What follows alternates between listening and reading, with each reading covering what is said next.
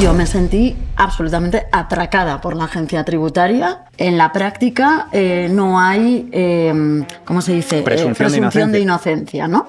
Tú eres culpable y la carga de la prueba la tienes tú. Tú tienes que demostrar. Es decir, tú defraudas X dinero, según ellos, y luego además hay una multa, ¿no? Al superar los 120.000 euros por año inspeccionado, sí, podía tener pena de cárcel. Lo que van a intentar siempre es llegar a una conformidad. Claro, si tú firmas en conformidad, lo que estás diciendo es que aceptas que has defraudado. En este caso, me bajaban a 180.000 y yo dije, no, es que no he defraudado ni 300.000 ni 180.000. Si tú dices que no vas a firmar en conformidad, que vas a firmar en disconformidad y vas a empezar todo el recurso de reposición, creo que se llama, que es toda la parte de tribunales, primero tienes que pagar.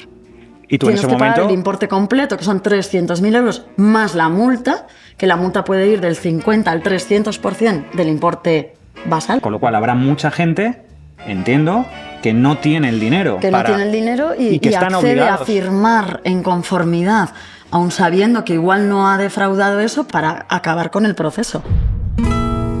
Si la nona supiera. Un podcast de Enrico Bosco por Grupo Pulcinella. Hola a todos y bienvenidos al segundo episodio de Si la nonna supiera, el podcast donde la salsa y el salseo se juntan. Soy Enrico, voy a ser vuestro cómplice de sobremesa y os cuento que aquí hoy no vamos a cocinar. Vamos a compartir secretos, emociones y muchas ganas de mojar pan en la vida de los demás. Hoy, amigos, la cosa promete, porque tenemos con nosotros a mi queridísima amiga Cristina Euren, una grandísima dermatóloga con muchísimo prestigio y a mí personalmente me gusta decir, y me lo creo, que es la mejor dermatóloga de España. Madre de 3, empresaria y, según Hacienda, criminal nacional, por lo menos durante un tiempo. Efectivamente. Bienvenida, Cristina. Muchas gracias por venir y por no estar en la cárcel, porque nos habría complicado mucho el grabar este podcast. Bueno, un placer estar aquí, estar contigo. Efectivamente, he hecho muchos podcasts, he participado en muchos, pero este es el que más ilusión me hace. Seguro que nos lo pasamos muy bien. Muchísimas gracias. Vamos a hablar de acné, de rosácea, pleitos fiscales, salseos. ¿Vienes preparada para confesarte? Totalmente. Perfecto, pues te prometo que vamos a empezar flojito para no dar mucha calla.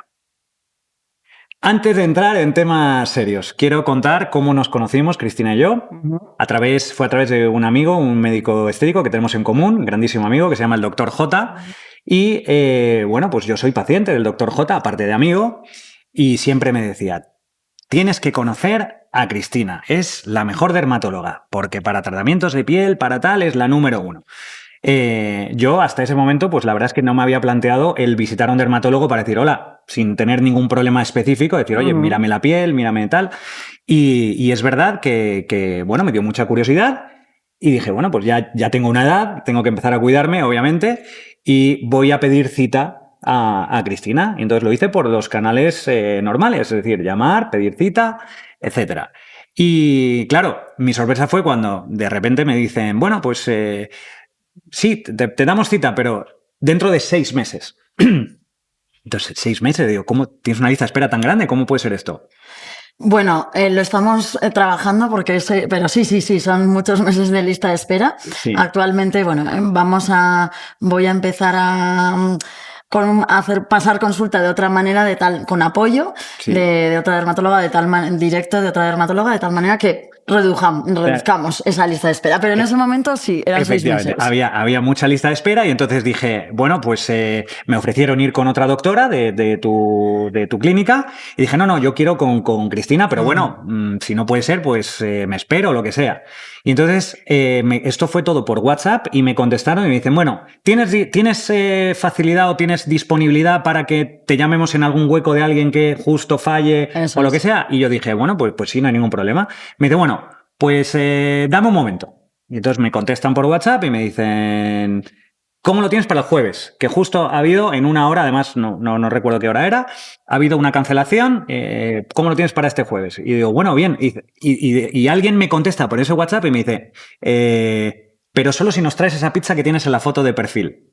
Y digo, bueno, qué cachondo. Digo, bueno, pues nada, perfecto. Y luego ya más adelante descubrí, porque cuando fui a consulta, que tuvimos una química buenísima, nos caímos súper bien desde el minuto uno, que la persona que estaba detrás de toda esa actividad era tu marido Raúl, Sí. que también vamos a hablar de él. Una cosa que me llamó mucho la atención. Yo antes de ir a tu consulta vi unos vídeos tuyos, me dijeron, Cristina, tiene una manera, es aparte de dermatóloga, haces, entre comillas, efectivamente, médica. Y entonces dijiste que tú no recomendabas, y lo vi en un vídeo, usar crema hidratante en la cara. Es algo que solo en determinados casos muy concretos, pero claro, ¿cómo es eso de todo el mundo durante tantísimos años? Bueno, yo he escuchado hasta gente que dice, no, lo mejor para la cara es llenarte de crema Nivea, tal. ¿Cómo es eso? Bueno, ese fue un mensaje muy disruptivo, ¿no? Que yo he intentado transmitir y creo fielmente en él. A ver, la crema hidratante diaria no es necesaria en todas las pieles. No lo es, ¿de acuerdo? La piel es un órgano con su estructura y sus funciones, exactamente igual que otros órganos, que el corazón, por ejemplo. Entonces, cuando un órgano queremos que esté sano, queremos que tenga una estructura saludable y que funcione adecuadamente. En el corazón, por ejemplo, pues que tenga y que lata y que bombee correctamente la sangre. Bueno, pues la piel es exactamente igual y es como hay que entenderla. Y lo que tenemos que favorecer es una correcta estructura y unas correctas funciones cutáneas. Y un exceso de hidratación, fuera de mejorar esas funciones, las puede llegar a empeorar. Entonces, lo que tenemos que lograr es que la piel se mantenga hidratada. Y para eso hay que mejorar la función barrera de la piel. Pero no hay que hidratarla. O sea, no hay que hacer la función por ella. Lo que hay que hacer es conseguir que la piel funcione adecuadamente. Que no se vuelva vaga. Eso es, justo. Y cuando utilizamos un exceso de hidratación, la piel se puede volver vaga, y deterioramos ciertas funciones. Entonces lo que hay que hacer es lo contrario, activarla y hacer que funcione bien. Efectivamente, como has dicho, era pues algo muy disruptivo y chocaba mucho, ¿no? Y de alguna manera pensabas, aquí estamos ante una loca o ante un genio. Y efectivamente, cuanto más te he ido conociendo, más claro tengo que eres más un genio que ninguna otra cosa. Bueno, gracias. Cristina, eres fundadora de la clínica Eguren, del método Eguren para acné y rosácea, presidenta de Dermus, que es la asociación, para quien no lo sepa, de clínicas de dermatología privada. Exacto. Coordinadora del grupo de microbiota dentro de la Academia Española de Dermatología. Todo esto siendo mujer. ¿Has sentido que has tenido que demostrar más por ello?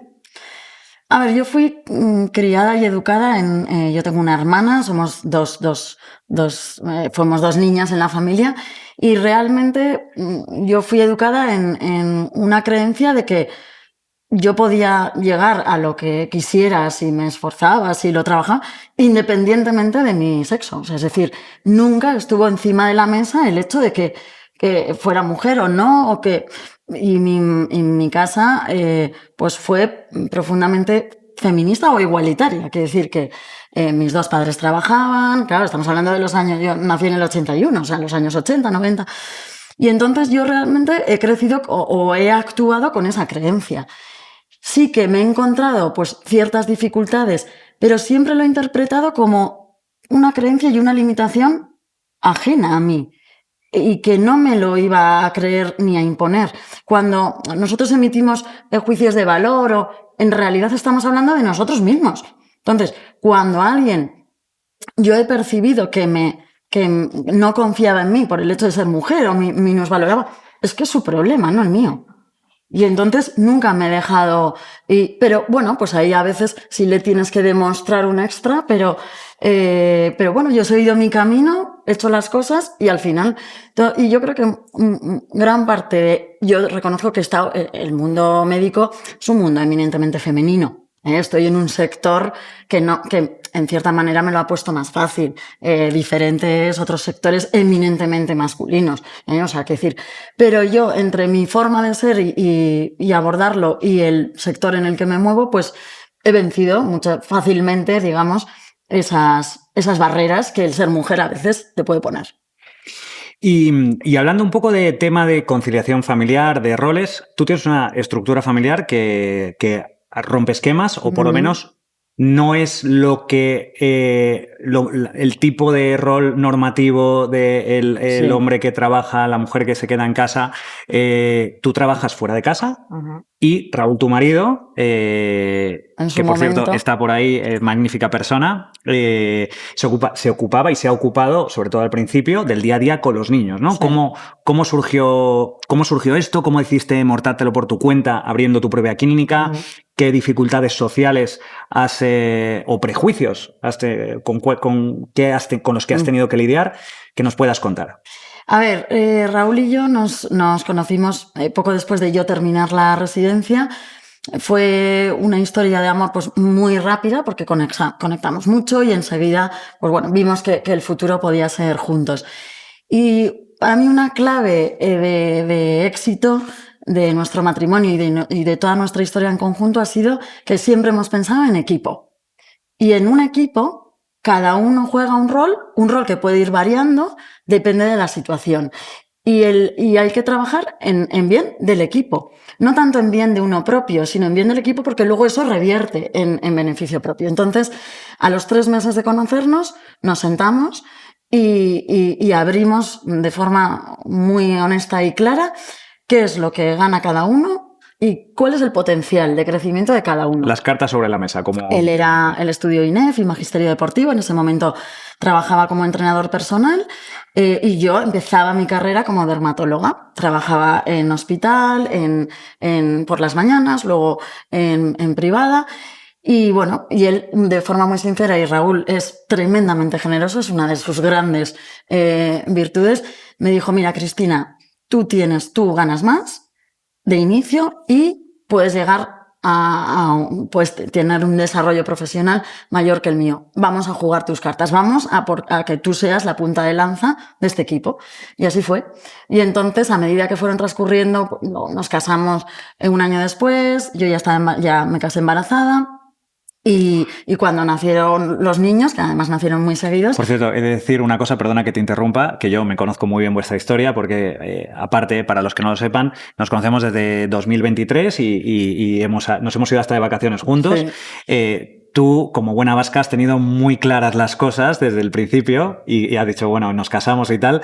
Solo cuenta muy brevemente cómo fue el momento, o sea, de quién prácticamente fue la idea de casarse. Fuimos a una boda en San Sebastián de una amiga, la primera amiga que se casó, y fue en el Ayuntamiento de San Sebastián, tal. Fue una boda que me gustó mucho, me sentí muy identificada y le dije, oye, ¿por qué no nos casamos? Y entonces yo le pedí matrimonio a mi marido a los 5 meses de conocernos y me dijo que sí. Luego hizo el paripé ahí en París y me dio un anillo de compromiso, pero quien realmente le pidió casarse, aunque él dice que no, pero sí, fui yo. Sí. Me encanta. Bueno, perdona, continúa. Y entonces eso, bueno, pues siempre a nivel personal y profesional, hemos trabajado en equipo y eso nos ha hecho pues entender que los roles iban cambiando. Bueno, y en ese momento él estaba en casa con los niños, era el que se ocupaba. Yo trabajaba muchísimo, 12 horas al día, de lunes a viernes, y él es el que llevaba el peso de cuidado de los niños y el peso de la casa, de las lavadoras, de todo lo que es un cuidado de la casa, de la compra, etcétera. Y bueno, eso, claro, estamos hablando hace 13 años. Esto era bastante chocante, ¿eh? Y bueno, pues habían comentarios, había que... lo bueno es que nosotros siempre lo tuvimos muy claro, o sea, para mí no era chocante. Y yo una cosa que siempre digo es, tú cierra las puertas de tu casa y ve cómo las cosas funcionan dentro. Olvídate. De hecho, una buena cosa era que había menos redes sociales. Sí. Y entonces yo no tenía ni que contar, ni no contar, ni decidir contar. No, eran mías las cosas y hoy en día como que tienes que decidir si cuentas o no cuentas, ¿no? Claro. En aquel momento había muchas menos Facebook y poco, bueno, no sé si estaba Instagram, pero yo no lo utilizaba. Y me contaste que teníais un juego además, ¿no? Porque algunas veces teníais comentarios un poco desagradables o desafortunados de gente y que teníais un juego que en casa pues te preguntaba, oye, ¿cuántos comentarios has tenido hoy machistas o tal o no sé qué? ¿Y cómo era eso? O sea, realmente la gente lo hacía de forma totalmente, no con la intención de herir, ¿de acuerdo? Pero sí había muchos comentarios de cuando estaba embarazada. Claro, además tuve 3 embarazos muy seguidos. jo, pues ahora que estás embarazada, claro, ya no trabajarás tanto. Oye, ahora que has tenido el bebé, ¿no te da pena dejar a tu bebé en casa? Y yo decía, pero es que a mi padre nadie le hacía estos comentarios. Mi padre tuvo 2 hijas, la cuidadora principal fue mi madre.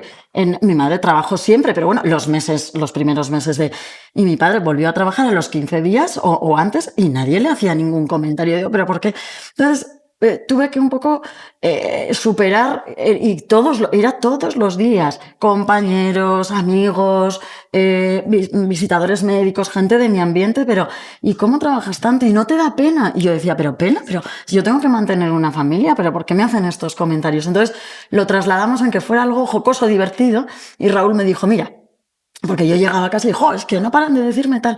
Y entonces dije, cada comentario que te hagan, vamos a poner aquí una hucha y cada día me dices cuántos comentarios ha habido y echamos tantos euros como comentarios. Y entonces eso trasladó, porque cuando me hacían el comentario decía, vale, primer euro. El siguiente comentario digo, llevo 4. Venga, a ver si hoy hago récord. Entonces se convirtió, cuantos más comentarios, digo, más euros a la hucha. Sí, sí. Pues bueno, como algo divertido, ¿no? Sí, sí, y sí. Hasta que ya, efectivamente, bueno, pues ya cuando los niños se fueron haciendo un poquito más mayores, pues ya la gente se acostumbró y luego ya incorporé, ahora hablamos de ello, a Raúl en la clínica. Ya decidimos emprender esa parte, vamos, ese proyecto juntos y entonces ya ahí cesaron. Ahora, a día de hoy nadie me lo dice. Pero en su momento... De hecho, he de decir que para los que no conocen a Raúl, obviamente, y quieran saber un poco qué tipo de perfil, Raúl es perfectamente el tipo de perfil que pasaría por el típico macho alfa, grandón, fuerte, con carácter, con tal, aunque luego en el fondo es más tierno que el pan, porque es una bellísima persona. Bueno, excepto si se le cruzan con el coche en algún momento, entonces ahí saca al demonio, pero aparte de eso es fantástico, o sea, yo lo adoro. Y luego también, bueno, aparte del juego, cosas del directo, perdóname, Cristina. ¿En algún momento tú te pudiste sentir culpable por trabajar tanto o porque los roles los tuvieras así divididos, ¿no? La gente, cuando te hacían esos comentarios, ¿cómo los vivías? O sea, te pueden llegar a hacer sentir culpable. Oye, ahora trabajarás menos, o ahora tal, no sé qué. Pero tú, en el fondo, pues tenías que seguir trabajando y no podías dejar de generar luego el ingresos. Porque también diremos otra cosa. ¿Qué pasa con la seguridad social? Porque tú en ese momento trabajabas en la sanidad pública también. ¿Qué pasa también cuando estás embarazada y qué hacen con las bajas maternales? Yo cuando con cada baja maternal en el hospital me rescindieron el contrato. Yo me quedaba sin contrato si cobraba del INSS, pero no cotizaba y no tenía contrato. Eso en la seguridad social. ¿Ah? Efectivamente, en la sanidad pública, aunque luego mi jefe me decía, mira, estate tranquila, que luego yo te voy a reincorporar, pero perdía los derechos de lactancia, los derechos de lactancia acumulada, los 10 días que da la Comunidad de Madrid a los empleados públicos. Bueno, haz tú eso en la privada y con mucha razón te meten un paquete de narices, porque eso no se puede hacer. Bueno, pues en el empleo público se ha hecho. Espero que ahora no se esté haciendo. Bueno, entonces, claro, yo el sostén económico de mi familia dependía de mi trabajo, porque era como teníamos repartidos entonces yo lo que hacía era, estaba 6 semanas de baja, luego me daba de alta de forma parcial en la parte de autónoma y volvía a trabajar de forma parcial en la privada y luego ya a las 16 semanas volví al hospital. Y bueno, sí, a ver, sentimientos de culpa sí que emergen. Yo los controlo bastante bien porque repito, yo cierro las puertas de mi casa y veo que aquello funciona bien, que lo estamos haciendo bien y yo no tengo que dar explicaciones a nadie. Pero sí surgen, por ejemplo, situaciones. Mi madre, que es una mujer que ha luchado por los derechos de la mujer, progresista.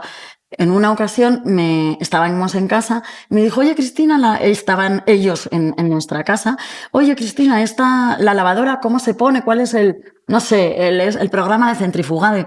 Y le dije, pues no sé, ama, es que nunca he puesto la lavadora.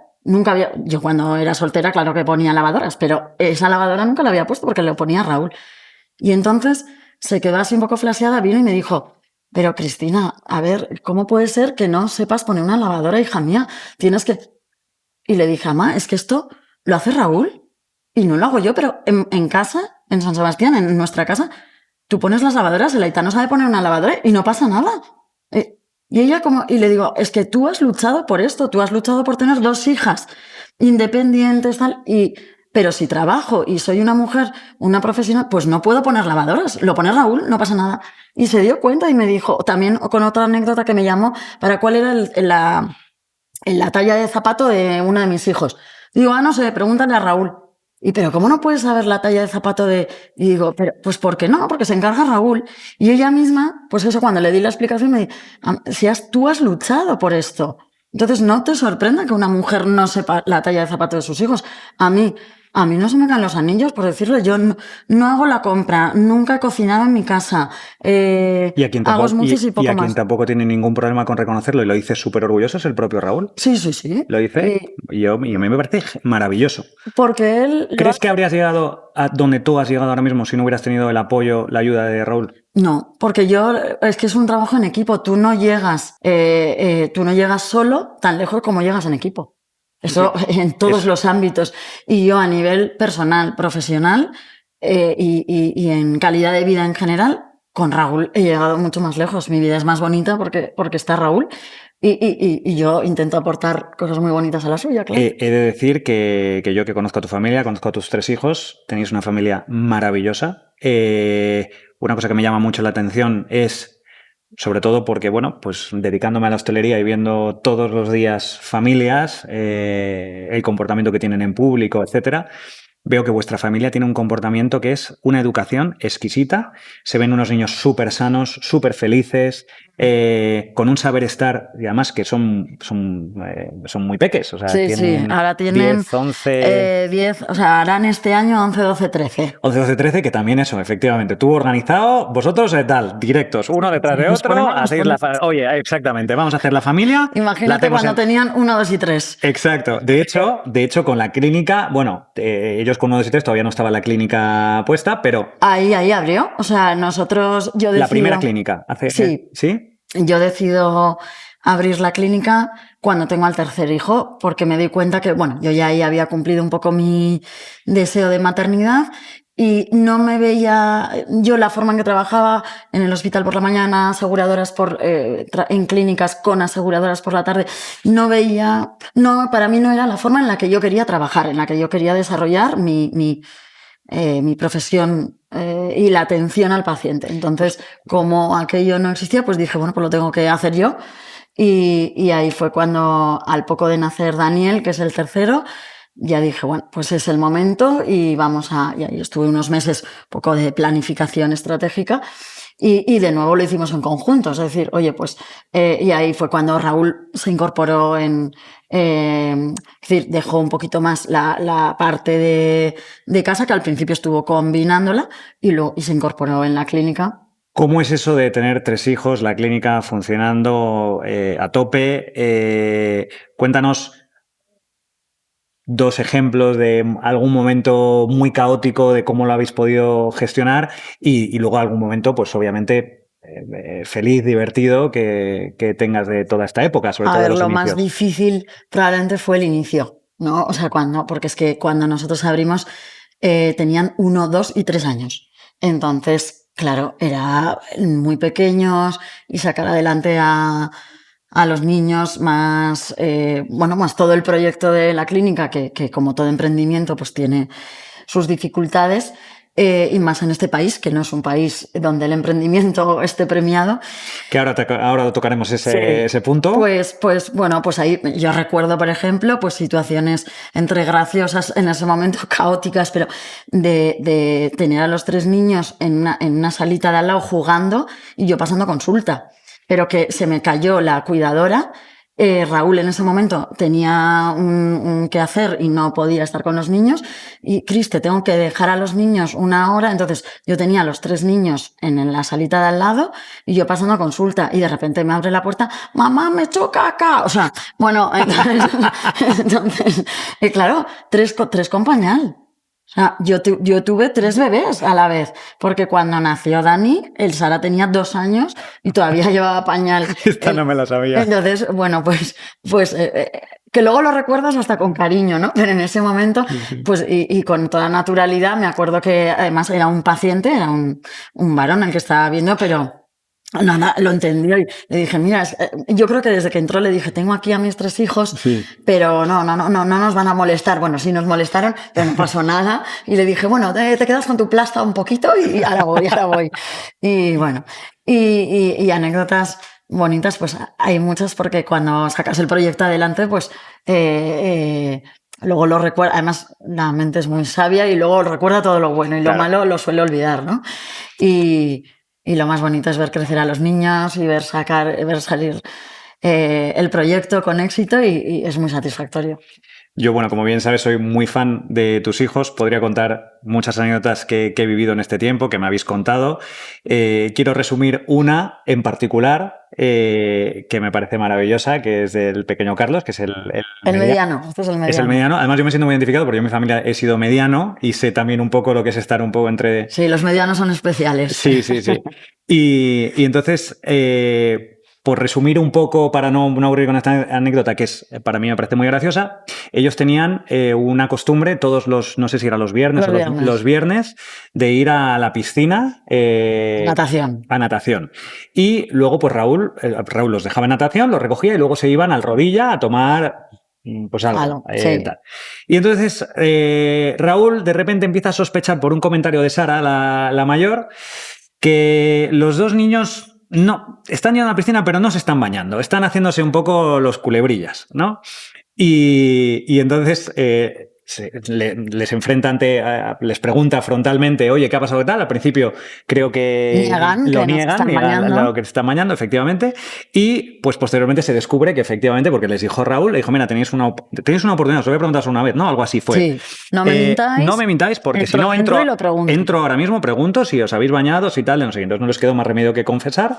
Y Raúl, muy molesto y muy enfadado, sobre todo por el tema de Raúl, de lo importante de la honestidad, de lo importante que es ser un caballero, ¿no? Como le dice mucho a los hijos, pues se siente muy decepcionado y les dice que ya se acabó natación, se acabó ir al Rodilla y tal. Y entonces Carlos, que es maravilloso, le escribe una carta que algún día habrá que publicar, divertidísima, donde él asume todas las culpas de haber mentido, que no había sido un caballero, que no sé qué, que le pide 1000 perdones. Que ha roto su confianza. Ha roto su confianza, que la confianza es como un papel arrugado, ¿no? Pero la confianza es como un papel que si se arruga ya nunca vuelve a ser como antes. Eso. ¿Todo esto con qué edad le escribe esa carta? Él tenía pues 10, 11 años. Con una letra además súper clara, que tiene una caligrafía fantástica.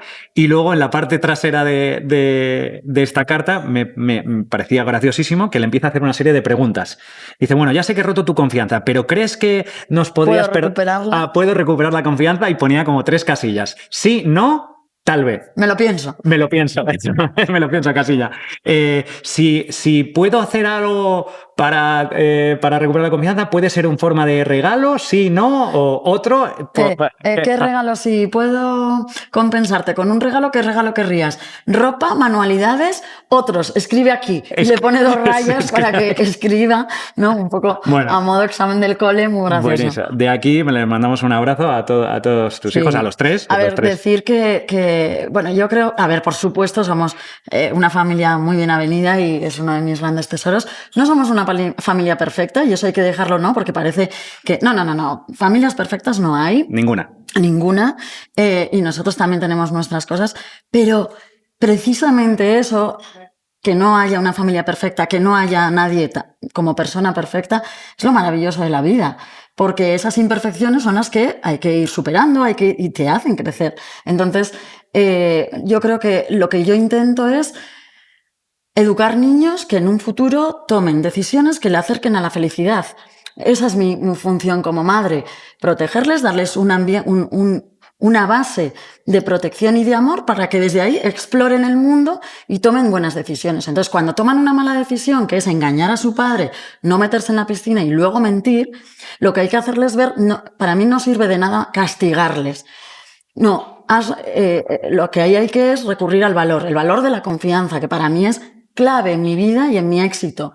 profesional y como persona, la confianza. Yo confío, yo busco personas de confianza y delego totalmente. El día que esa confianza se rompe la relación. Entonces, y yo no estoy mirando para atrás. Sí, más le vale a quien está conmigo mantener esa confianza y yo con ello. Entonces, los niños rompieron esa confianza y lo que tienen es que he roto un valor principal de esta familia y tengo que ver cómo lo reparo. Y eso es un aprendizaje que se va a llevar para siempre. Si yo le hubiera castigado, pues ahora, no. Y fíjate lo que él escribe, ¿no? Entonces, sí me siento orgullosa como madre de, bueno, él se da cuenta, pide perdón y busca cómo reparar esa confianza, reflexionando en el sentido de que la confianza es muy fácil perderla y muy difícil recuperarla, ¿no?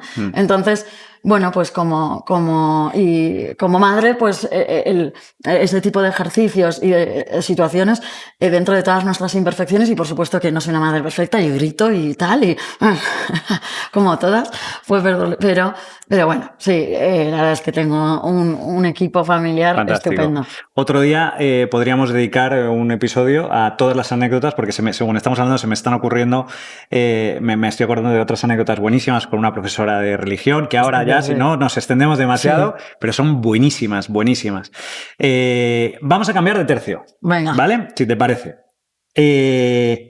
Sabemos que no eres muy fan del mundo skincare influencer, ¿no? De tantas modas que hay en TikTok, en Instagram, mascarillas caseras, rodillos de jade, todas que no este tipo de... ni qué es. No tengo ni idea.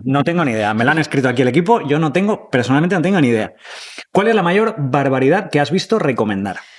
A ver, yo no es que esté en contra ni muchísimo menos de el mundo influencer skincare, pero sí que es verdad que hay veces que yo creo que, claro, al final la influencer como tal lo que quiere es tener alcance. Entonces, si habla del skincare con sentido y pues me parece perfecto porque va a tener un alcance mucho mayor que probablemente el de un profesional y nos ayuda a generar una divulgación positiva. El problema es cuando hay veces ciertas memeces absolutas que dices, por ejemplo, las mayores son ponerse excreciones, o sea, pis, caca y sangre menstrual en la cara. Mascarillas de caca. Eso aparece en Nunca Jamás lo he visto. O sea, yo quiero pensar que este tipo de... que luego no lo hacen, o sea, que lo hacen para viralizar en TikTok y ya está. Y que luego en realidad no se ponen caca en la cara. Pero sí, pis, caca y sangre menstrual, esto ha sido una realidad y o sea, decir que lo hemos visto viralizado en redes sociales.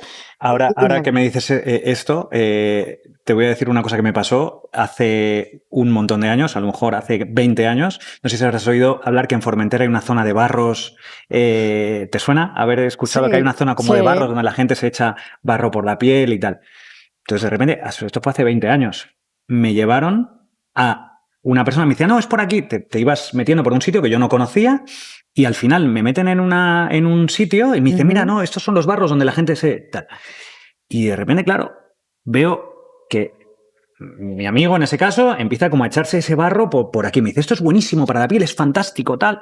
Y se empieza a echar por todo el cuerpo. Yo empiezo a oler y digo, qué raro huele este barro. Qué raro huele, de verdad.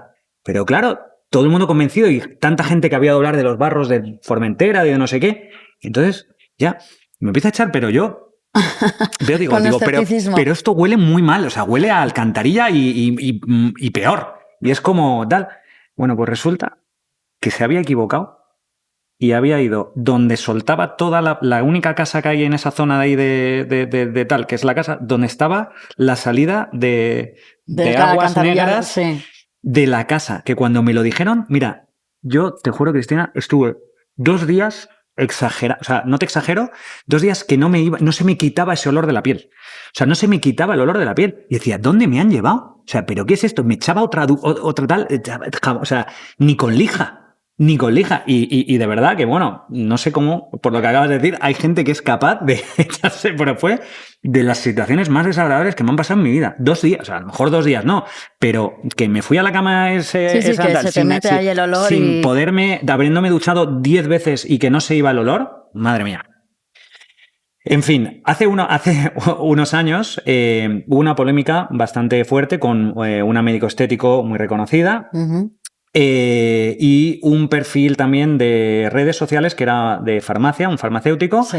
porque pues esta médico recomendaba un medicamento que no podemos decir marcas porque no se pueden decir, pero es un medicamento que está indicado para tratamientos de acné, si no me equivoco. Sí.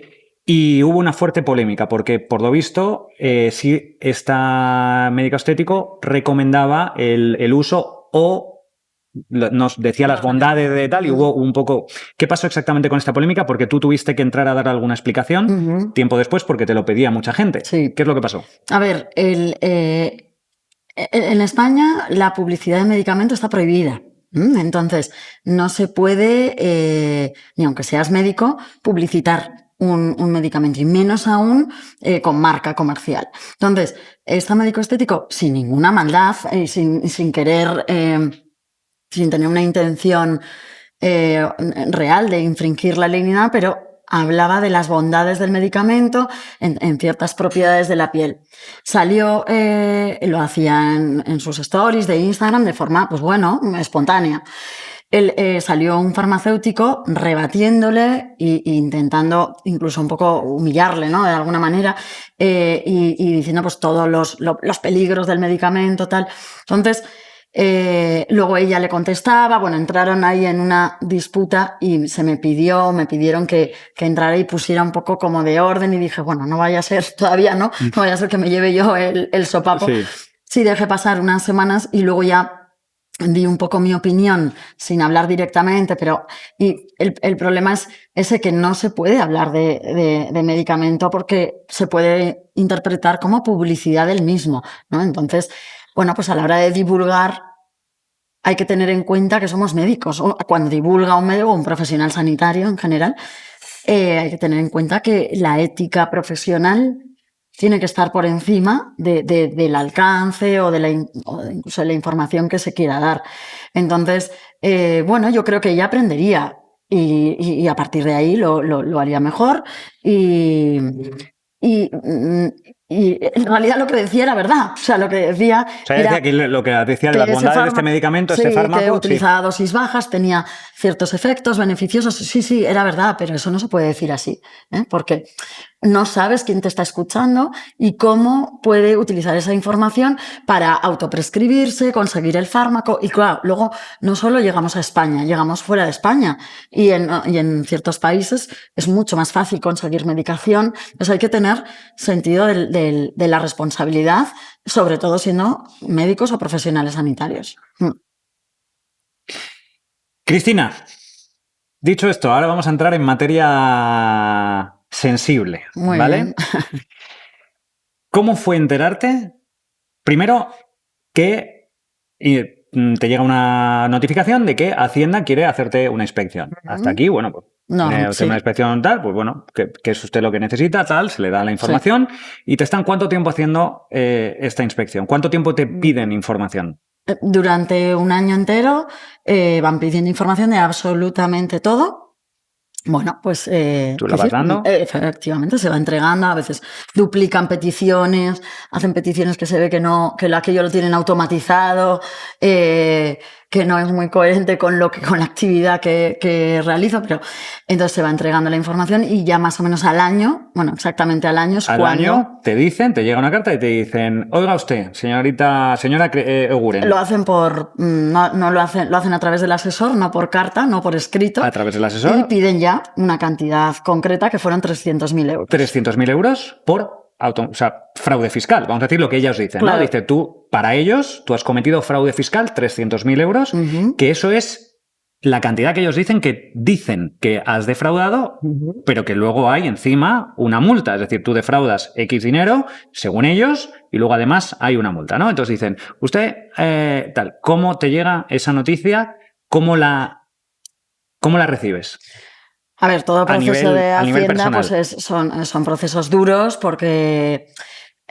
Primero, y bueno, esto no lo digo yo, lo dicen incluso agencias externas, ¿no? Que ahora están investigando o querellándose, no sé muy bien, contra la Agencia Tributaria Española por sus formas de proceder. Entonces, en la práctica no hay, ¿cómo se dice? Presunción de inocencia, ¿no? Tú eres culpable y la carga de la prueba la tienes tú. Tú tienes que demostrar... O sea, para que la gente lo entienda, Hacienda dice, porque vamos a hacer un spoiler, eras inocente, pudiste demostrar que eras inocente, que ganaste a Hacienda, pero para que la gente lo entienda, Hacienda te dice que tú has defraudado, que hay un fraude fiscal de 300.000 y en el proceso en el que tú te defiendes o te intentas defender de todo esto, tú tienes que adelantar el dinero. Tienes que pagar el dinero que hay gente pues, que igual no lo tiene en ese momento porque obviamente no han cometido ningún fraude contra las arcas públicas. O sea, el sistema operativo de la agencia tributaria desde 2014, creo recordar, los inspectores fiscales no son ni buenas ni malas personas. No es cuestión, es cómo está la normativa. Ellos actúan en base a la normativa. Ellos tienen un sueldo fijo, una parte fija y una parte variable. Y esa parte variable se establece en función de las actas, es decir, de las inspecciones que cierran,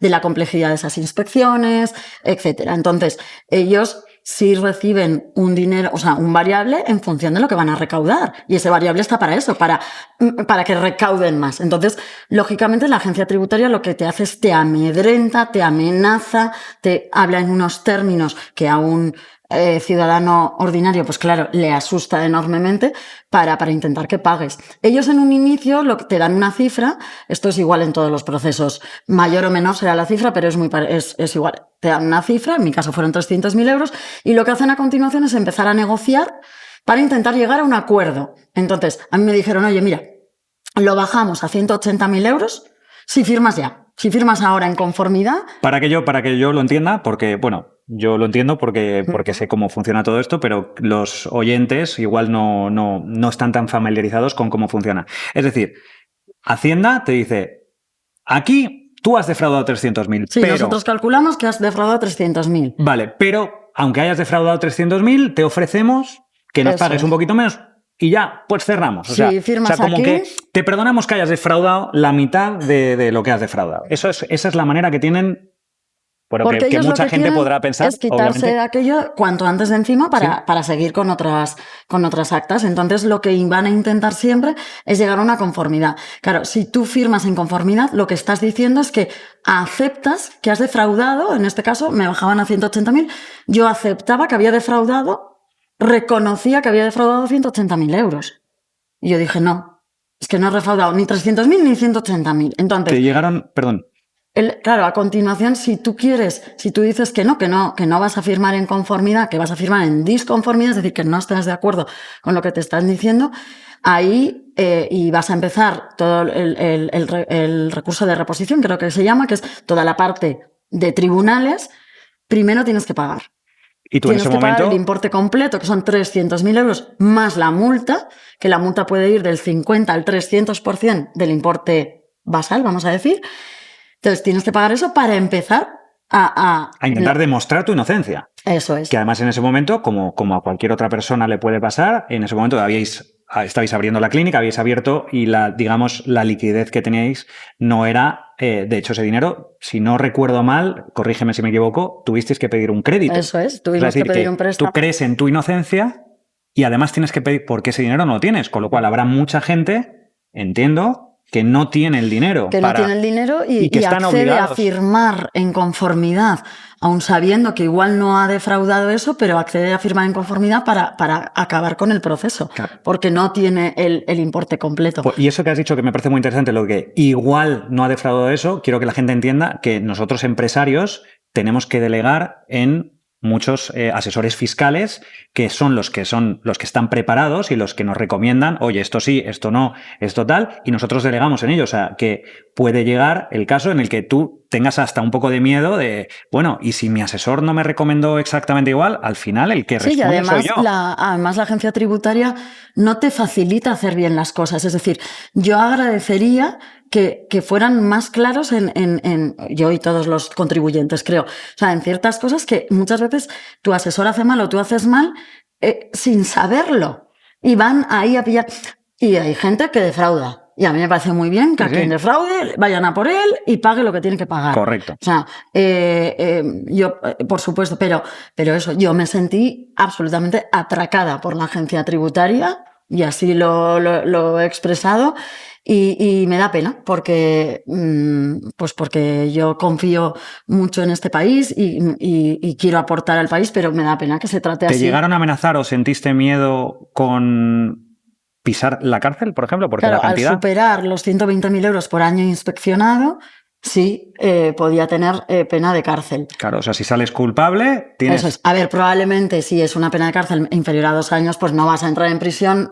No creo que hubiera sido la pantoja dermatológica. Realmente nunca me vi entre barrotes. O sea, no fue un miedo real y porque realmente confié en que iba a ganar.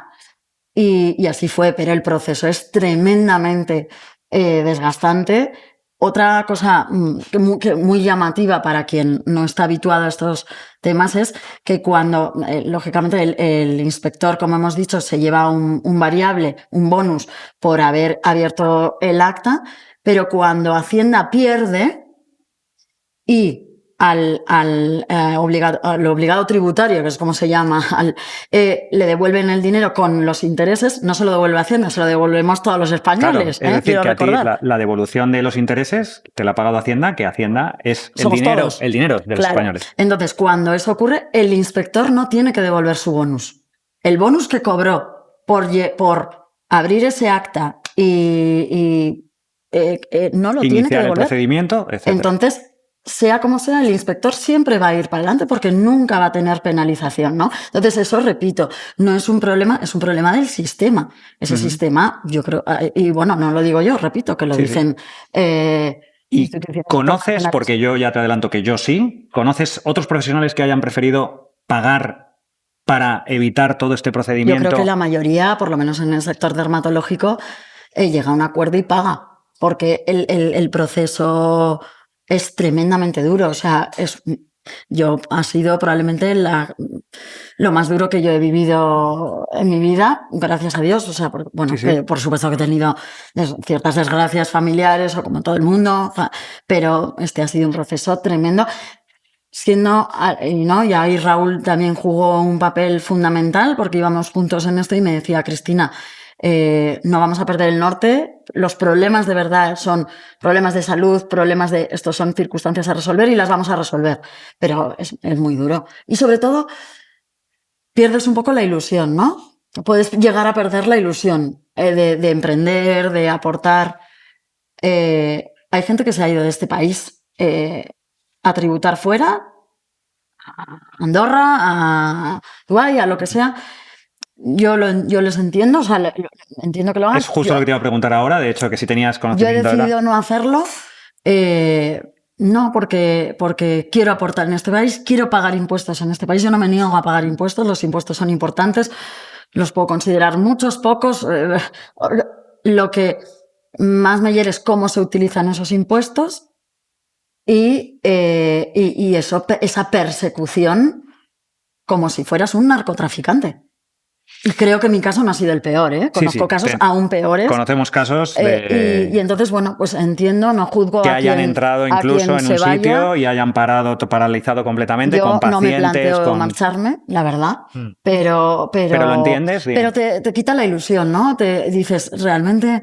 O sea, ¿esto merece la pena? Hay un dicho en italiano, una expresión que dice mettere il bastone tra le ruote, que es un poco lo que hace Hacienda con estos casos, que es poner un palo en las ruedas para evitar que siga rodando.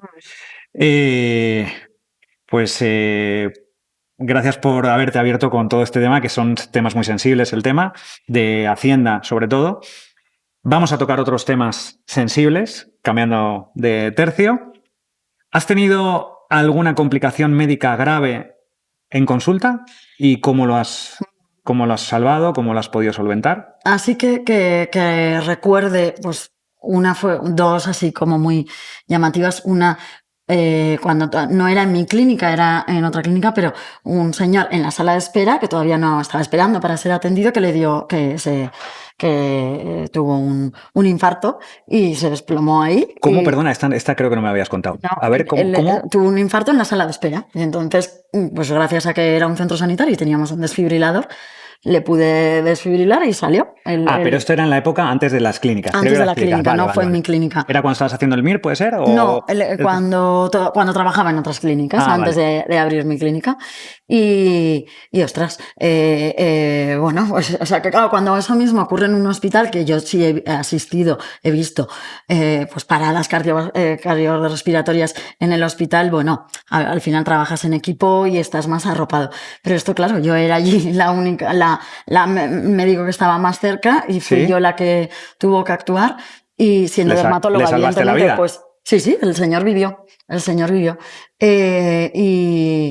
Y luego, de hecho, entablamos una pequeña amistad, tuvimos cierto contacto. De hecho, he de decir, y aprovecho así como momento publicitario, que la gente algo que la gente no suele saber, y es que los dermatólogos son los médicos que sacan de media mejor nota en la carrera y en el MIR. Es decir, una parte que al final lo que te da la nota para elegir la especialidad, sois los que mejor nota. O sea que, de alguna manera, si nos basamos en la nota media, sois los mejor preparados.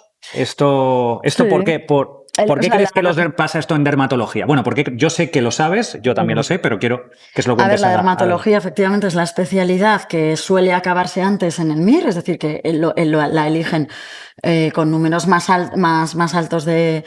o sea, los primeros números del MIR, al MIR se presentan, no sé si 13.000 para 8.000 plazas, creo que esto era en mi época, no sé si ahora se siguen esos números, y para que te hagas una idea, en mi año dermatología se acabó con un 600, o sea, con un 600 cogió la última plaza. De los 8.000 que había, de todas las especialidades médicas que había, en el 800 fue la última plaza de dermatología. Entonces sí, los dermatólogos y es la primera especialidad que se cubre. Se suele acabar, sí, normalmente.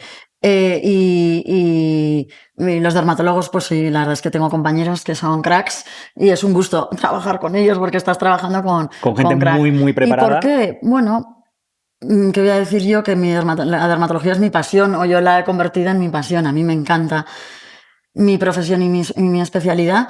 Es una especialidad que combina la parte médica, quirúrgica, los dermatólogos operamos, y estética. Es una especialidad que abre muchísimo el abanico de opciones para trabajar en sanidad pública, para trabajar en sanidad privada, para poder emprender. Claro, hay especialidades que es muy difícil emprender por tu cuenta porque requiere una maquinaria que es muy complicado. Un dermatólogo, al final, la herramienta más valiosa es el lápiz, o sea, el boli, ¿no? O el ordenador. Es decir, por supuesto, luego tienes mucha aparatología que puedes ir adquiriendo, pero es una especialidad muy variada, muy dinámica y con muchas posibilidades, que no tiene guardias, que claro, las guardias en medicina son muy importantes porque complementan el sueldo y un médico de base gana bastante poco y la guardia es muy importante porque complementa ese sueldo. Los dermatólogos no tenemos guardias, pero tenemos otras formas de complementar el sueldo, que es básicamente la privada. Entonces, y esa actividad privada es muy importante porque la sanidad pública no puede dar abasto. Es imposible que dé abasto en la atención de toda la problemática dermatológica, y hay una problemática que puede ser más banal o que el paciente puede requerir o puede querer una atención más rápida y que no puede esperar X tiempo.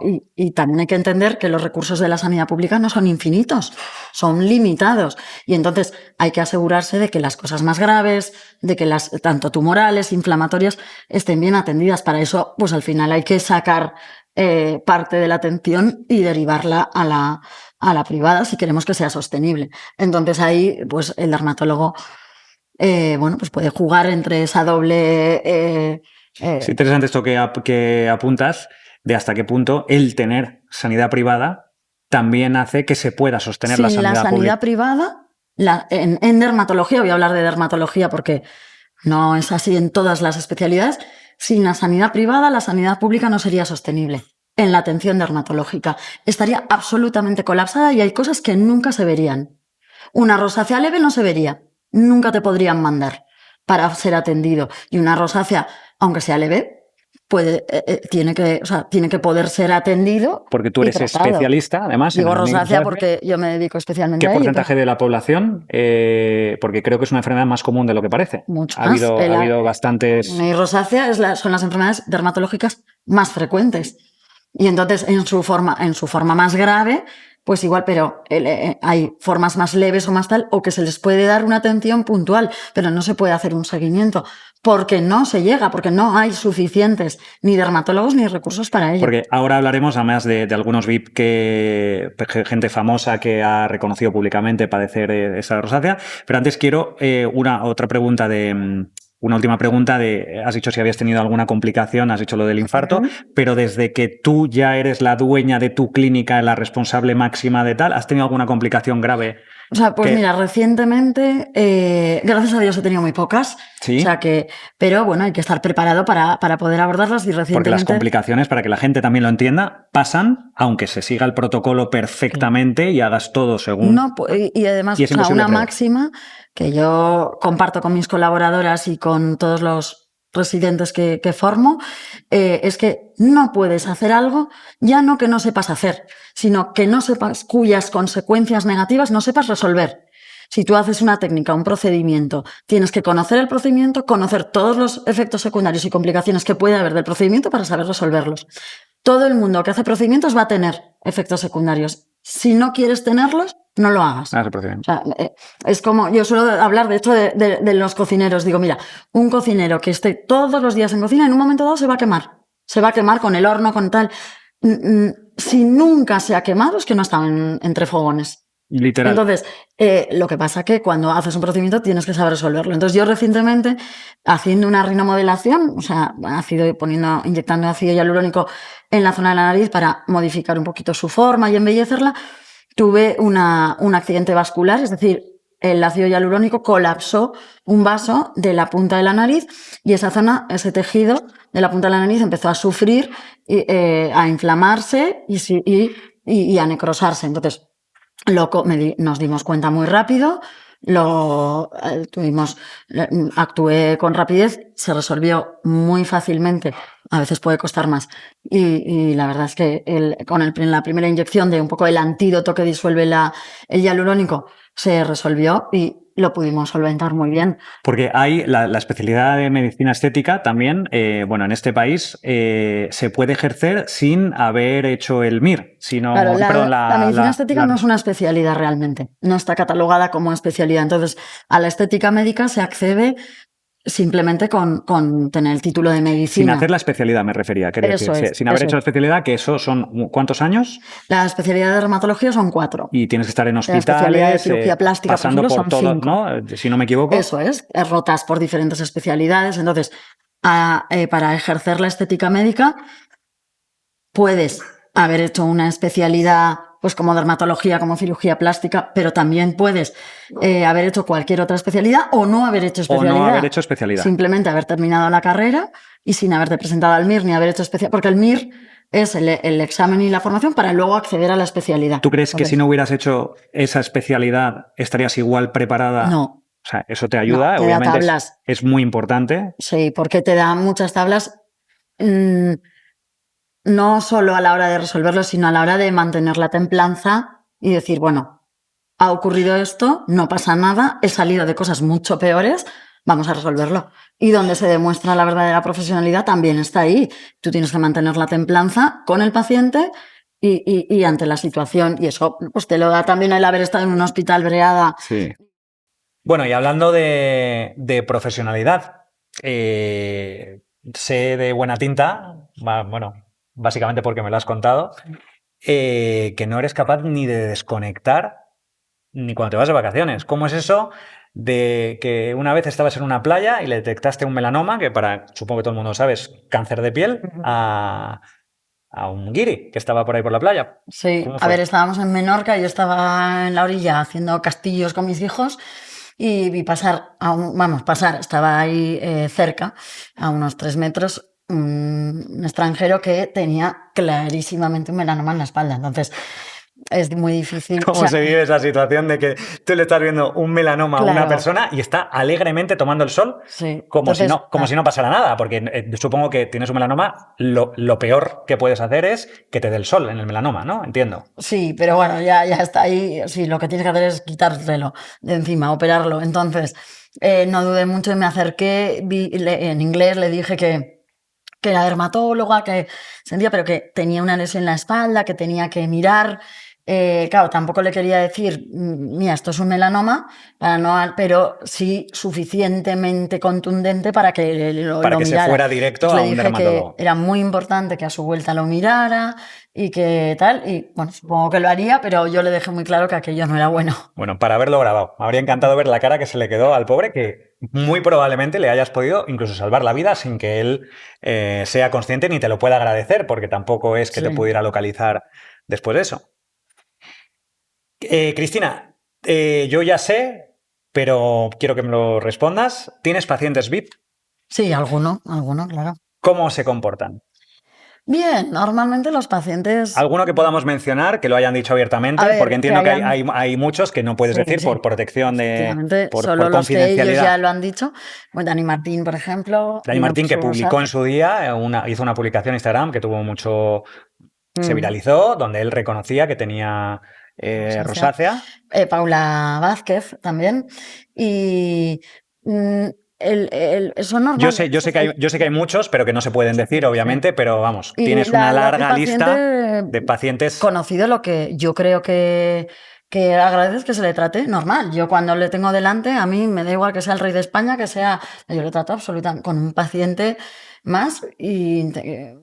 Que no es que hayas tratado al rey de España, lo has puesto como ejemplo. Sí. Tal, efectivamente. Lo he puesto como dicho.